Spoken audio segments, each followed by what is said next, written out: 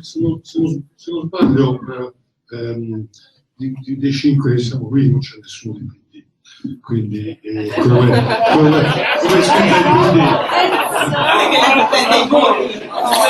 però scusate, io non prenderei il PD a fare il socialista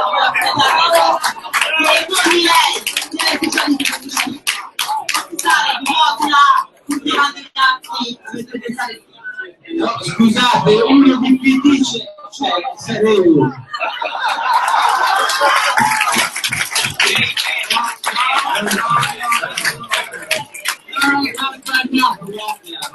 A me non mi ha buttato fuori nessuno. Va bene, dai.